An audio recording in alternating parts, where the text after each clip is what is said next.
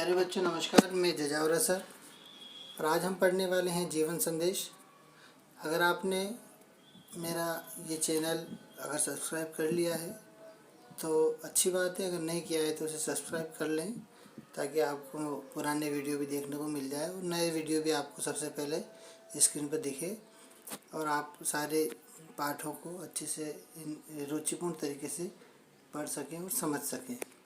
आज शुरू करते हैं जीवन संदेश। रामनाथ त्रिपाठी की ये सुंदर रचना जो हमें हमेशा कर्म में निरत रहने का शिक्षा देती है और साथ ही हमें कुछ सामाजिक दायित्वों के प्रति भी सचेत करती है। शुरू करते हैं।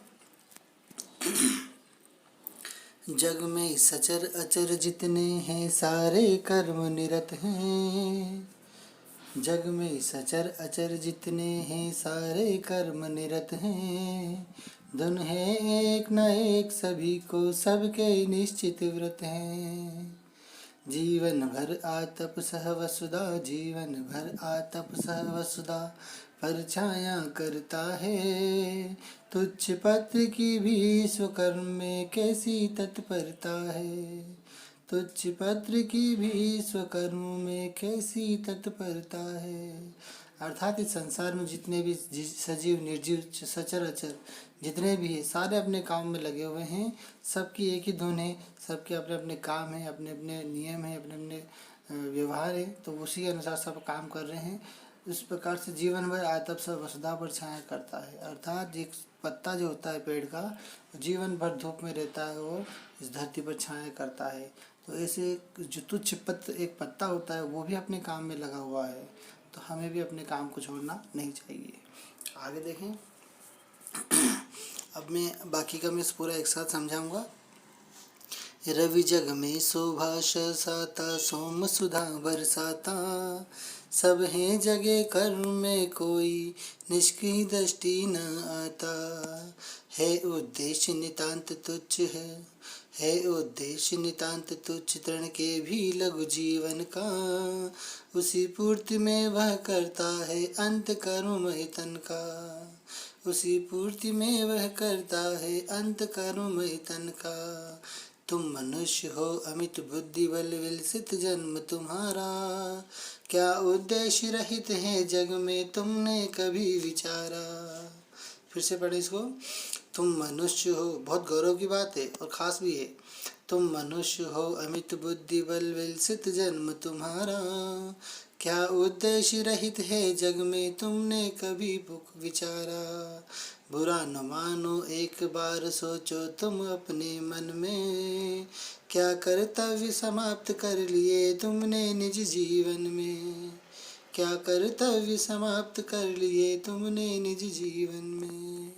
बहुत अच्छी बात कही है। काम में लगे रहने के लिए हम एक बार तो सोचें कि क्या हमने अपने सारे काम कर लिए, क्या हमने सारे कर्तव्य निभा लिए जो हम अब आराम कर रहे हैं। आगे देखो। वह स्नेह की मूर्ति दयामयी माता तुल्यमयी है, उसके प्रति कर्तव्य तुम्हारा क्या कुछ शेष नहीं है। वह स्नेह की मूर्ति दयामयी माता तुल्यमयी है, उसके प्रति कर्तव्य तुम्हारा क्या कुछ शेष नहीं है। हाथ पकड़ कर प्रथम जिन्होंने चलना तुम्हें सिखाया, भाषा सिखा हृदय का अद्भुत रूप स्वरूप दिखाया। भाषा सिखा हृदय का अद्भुत रूप स्वरूप दिखाया। आगे देखें। अब अपने माता पिता की प्रति आप हमेशा सोचते रहते हैं कि उन्होंने हमारे लिए क्या क्या दुख दर्द सहे। उन्होंने कवि रामनाथ त्रिपाठी ने बहुत सुंदर तरीके से इन 4 लाइनों में उनके सारे कर्मों को बताया है, हम समझें और हमारा कर्तव्य भी बताया है। जिनकी कठिन कमाई का फल खाकर बड़े हुए हैं, जिनकी कठिन कमाई का फल खाकर बड़े हुए हो, दीर्घ देह के बाधाओं में निर्भय खड़े हुए हो। जिनके पैदा किए बुने वस्त्रों से देह ढके हो, आतप वर्षा शीत काल में पीड़ित हो न सके हो। क्या उनका उपकार भार तुम पर लव शेष नहीं है, उनके प्रति कर्तव्य तुम्हारा क्या कुछ शेष नहीं है। सतत ज्वलित दुख दावा नल में, जग के दारुण रण में। फिर से देखें। क्या उनका उपकार भार तुम पर लव शेष नहीं है, उनके प्रति कर्तव्य तुम्हारा क्या कुछ शेष नहीं है। सतत ज्वलित दुख दावानल में, जग के दारुण रण में, छोड़ उन्हें कायर बनकर तुम भाग बसे निर्जर में। ये उन लोगों के लिए कहा है जो अपने बूढ़े माता पिता को छोड़कर कहीं और जाकर बस जाते हैं। आगे देखें। यही लोक कल्याण कामना, यही लोक सेवा है, यही अमर करने वाले यश सुर तरु का मेवा है। फिर से देखें। यही लोक कल्याण कामना, यही लोक सेवा है, यही अमर करने वाले यश सुर तरु का मेवा है। जाओ पुत्र जगत में जाओ, व्यर्थ न समय गवाओ, सदा लोक कल्याण निरत हो, जीवन सफल बनाओ। अर्थात काम में या लोगों के कल्याण में लगने से के बिना हमारा जीवन सफल नहीं हो सकता। जनता के विश्वास कर्म मन ध्यान श्रवण भाषण में, जनता के विश्वास कर्म मन ध्यान श्रवण भाषण में, वास करो आदर्श बनो, विजयी हो जीवन रण में। अति अशांत दुखपूर्ण विशृंखल क्रांति उपासक जग में, रखना अपनी आत्मशक्ति पर दृढ़ निश्चय प्रतिपग में। जग की विषम आंधियों के झोंके सम्मुख हो सहना, स्थिर उद्देश्य समान और विश्वास सदस्य दृढ़ रखना। जागृत नित रहना उदारता तुल्य असीम हृदय में, अंधकार में शांत चंद्रमा साधु सा निश्चल भय में। फिर से देखिए इसको। जग की विषम आंधियों के झोंके सम्मुख हो सहना, स्थिर उद्देश्य समान और विश्वास सदस्य दृढ़ रखना। जागृत नित रहना उदारता तुल्य असीम हृदय में, अंधकार में शांत चंद्र सा ध्रुव सा निश्चल भय में।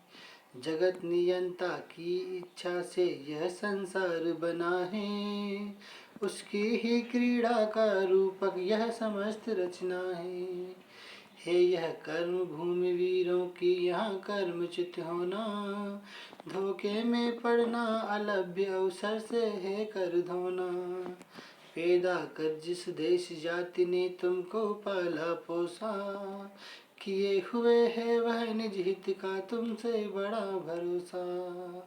उससे होना उऋण प्रथम है सत्कर्तव्य तुम्हारा, फिर दे सकते हो वसुधा को शेष जीवन सारा, फिर दे सकते हो वसुधा को शेष जीवन सारा। अब मैंने आपको बताया था कि इस पूरे पाठ में आपको समझाऊंगा। जिस प्रकार से हमने देखा ये जीवन संदेश राम नरेश त्रिपाठी जो है इन्होंने हमें समझाया, और इसमें कवि ने कहा है कि हर व्यक्ति का अपना अपना कर्म है, हर चीज़ का, अर्थात एक निर्जीव पेड़ का एक पत्ता जो होता है उस पत्ता भी अपना अपना काम कर रहा है। ये कीड़े मकोड़े जीव जंतु वातावरण में जितने भी सजीव निर्जीव चीज़ें पाई जाती है सभी अपना काम कर रही है। उसी प्रकार हमें भी अपना काम करते रहना चाहिए। कवि कहते हैं कि एक वृक्ष का एक पत्ता होता है वो जीवन भर धूप में रहता है और पृथ्वी पर छाया करता है, और देखो जब तक वो जमीन पर गिरता नहीं है तब तक अपने काम को करता रहता है। उसी प्रकार से रवि अर्थात सूर्य जो है वो भी पृथ्वी को हमेशा अपने धूप से सेकता रहता है और हमेशा अपने कर्म में लगा रहता है। इसी प्रकार से छोटे छोटे जीव जंतुओं का, कुछ चीज़ों का भी, पत्तों का भी अपना काम है, तो हमें भी अपने काम को लगातार करता रहना चाहिए। आगे कहते हैं कि हो मनुष्य तुम अतीत, बहुत सारे गौरव की बात कही है उन्होंने कि हो मनुष्य तुम मनुष्य हो, अमित बुद्धि बल विकसित जन्म तुम्हारा। अर्थात ये बहुत सारी बुद्धि लब्धि हमारे पास है, मनुष्य जाति में हमने जन्म लिया है, तो क्या ये सब भगवान ने अगर हमको मनुष्य जाति में जन्म दिया है तो क्या वो सब बेकार है, क्या वो उद्देश्य रहित है?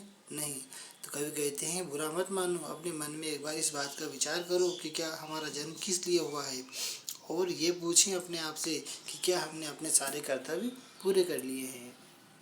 आगे कहते हैं कि क्या तुमने अपनी माता के बारे में सोचा है कि वो दयामयी माता जिन्होंने हमें पालन पोषण किया, हमें जन्म दिया, क्या उसके प्रति हमारे कर्तव्य पूरे हो चुके हैं? क्या हमने पूरे कर्तव्य निभा लिए?